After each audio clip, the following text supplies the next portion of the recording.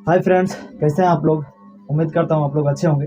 तो पिछले वाले वीडियो में हम लोग बता चुके थे कि परमाणु क्या है, उसका फॉर्मेशन कैसे हुआ और उसका परमाणु मॉडल कौन कौन वैज्ञानिकों ने कितना प्रयास किया। जब परमाणु पूरा निकल गया उसके बाद परमाणु से मिलकर के बने अणु, अणु से मिलकर के बने तत्व। अभी तक पूरा तत्व लगभग 118 तत्व खोजे जा चुके हैं पूरा यूनिवर्स में, जिसमें से 96 ऐसे हैं, 96 से 97 ऐसे हैं जो प्राकृतिक है, नेचुरल है, वो मतलब कि यूनिवर्स से पहले से ही मौजूद है। और कुछ जो 118 में से जो कुछ बचे 196 से हटा करके वो सारे के सारे आर्टिफिशियल हैं, उनको वैज्ञानिकों द्वारा बनाया गया। तो इनमें जो 118 कुल तत्व हैं, तो सारे तत्व को सबसे पहली बार जब परमाणु मॉडल आ गया, तत्व बहुत सारे आ गए, तो लोग तत्व को एक अरेंजमेंट करने लगे। तो किसी किसी को, वैज्ञानिकों को माइंड में ध्यान आया कि एलिमेंट्स को कैसे एक जगह पे रखा जाए, कैसे सिस्टमेटिक ढंग से रखा जाए, क्योंकि जो भी वैज्ञानिक लोग कार्य करते हैं वो सारे सिस्टमेटिक ढंग से करते हैं। तो एलिमेंट्स को सजाने का प्रयास में जुड़ गए। इनमें सबसे पहली बार लेवोसियर साहब थे 1789 ईस्वी में। उन्होंने एक एलिमेंट के प्रति एक डिफिनेशन दिया और अरेंजमेंट भी किया उनको। तो उन्होंने कहा था कि कोई भी तत्व नहीं तो टूट सकता है, नहीं निर्माण हो सकता है।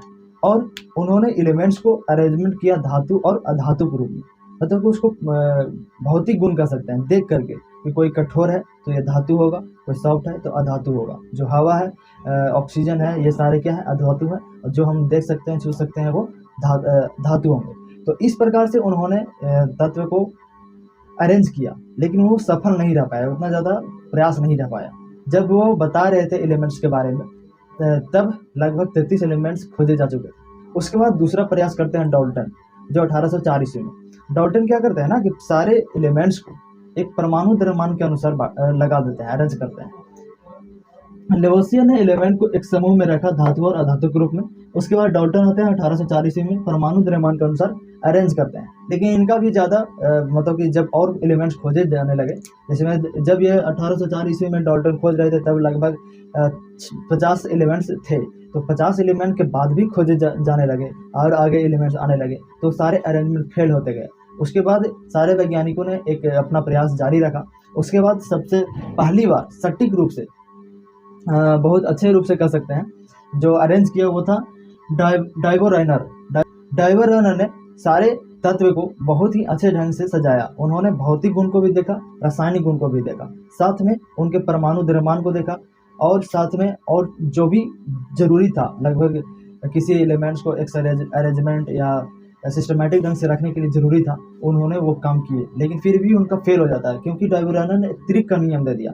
सारे एक्सपेरिमेंट करने के बाद एक त्रिक का नियम दिया कि 3 तत्व होंगे। त्रिक का नियम मतलब तीन तत्वों का नियम, मतलब कि 3 तत्व ऐसे होंगे जिनका पहला और लास्ट वाला दोनों के यदि परमाणु द्रव्यमान को जोड़ करके और औसत निकालेंगे ना, तो बीच वाला तत्व के परमाणु द्रव्यमान के बराबर होगा।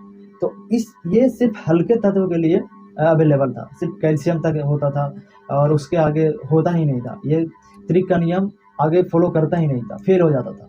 तो उसके बाद फिर आए न्यूलैंड्स। न्यूलैंड्स के समय में लगभग 56 एलिमेंट्स खोजे जा चुके थे।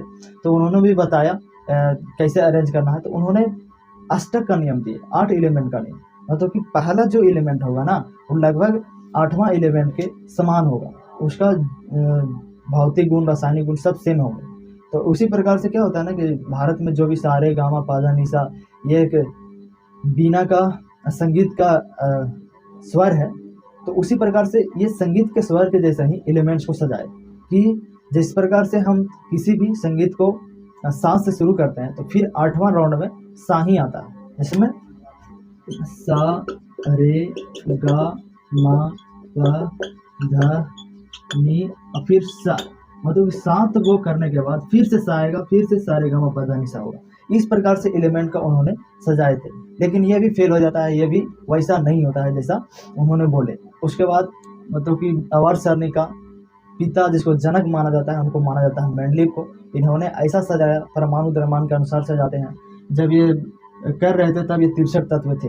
इन्होंने सजाने का फंडा यही अपनाया कि 63 कार्ड लिए और ऑक्सीजन और हाइड्रोजन से सभी तत्व को अभिक्रिया कराए। पहला तो ये देख लिए भौतिक गुण कि कौन सारे के सारे कौन कठोर है, कौन द्रव के रूप में है, कौन गैस के रूप में है। तो ये सारे तो भौतिक गुण से छांट लिए अलग। उसके बाद क्या करते हैं ना कि सारे को ऑक्सीजन और हाइड्रोजन से अभिक्रिया कराते हैं। और ऑक्सीजन और हाइड्रोजन से अभिक्रिया कराने के बाद कोई आर तत्व है मान लीजिए, ये दोनों को अभिक्रिया कराने के बाद जो सिमिलरिटी मिलता था वो कार्ड पर लिखते जाते थे। और क्या किया ना कि सारे कार्ड पर पता चल गया कि कौन सिमिलर है और कौन डिसिमिलर है। तो जो भी सिमिलर मिलते थे ना सबको एक साइड रख दिए, और जो भी अलग अलग मिलते थे वो अलग अलग रखते गए, और उसको परमाणु द्रव्यमान को भी नापते थे। तीसरा परमाणु द्रव्यमान, तो परमाणु द्रव्यमान के अनुसार पता चलते गया कि कौन ज़्यादा भारी है। जो सबसे हल्का था वो सबसे पहले रखे, जो सबसे भारी था वो सबसे बाद में रखे।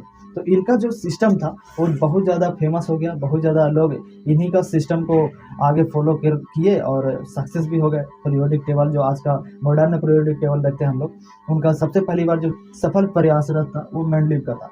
इसीलिए आवर्त सारणी का जनक जो बोला जाता है वो मेंडलीव को बोला जाता है। तो ये सिर्फ आवर्त सारणी के बारे में ये इंट्रो था। अगले वाले वीडियो में हम बताएंगे लिवोसियर के बारे में और अच्छा से बताएंगे, उसके बाद डाल्टन के बारे में भी और अच्छा से, और रनर का ट्रिक के बारे में भी बताएंगे कि कौन कौन तत्व इन्होंने दिए जो सक्सेसफुल रहा, और कौन ऐसे तत्व हैं जो इसका नियम को फॉलो नहीं करता था। उसके बाद न्यूलैंड्स का नियम, ये भी अष्टक नियम दिए, कहाँ तक ये फॉलो हुआ, उसके आगे क्यों नहीं फॉलो हुआ वो भी बताएंगे। उसके बाद मेंडलीव का नियम, और फिर आता है आधुनिक आवर्त का पीरियोडिक टेबल, मतलब आधुनिक आवर्त सारणी। ये दिए थे मोजले। सबसे लास्ट में 1913 ईस्वी में सर हेनरी मोजले ने सबसे सफल पीरियोडिक टेबल दिए, जो आज तक उन्हीं को हम लोग देखते आ रहे हैं। जो भी आज पीरियोडिक टेबल देखते हैं वो वही था, सर हेनरी मोजले का पीरियोडिक टेबल है। तो थैंक यू, इसके आगे हम बताएंगे कैसे होगा।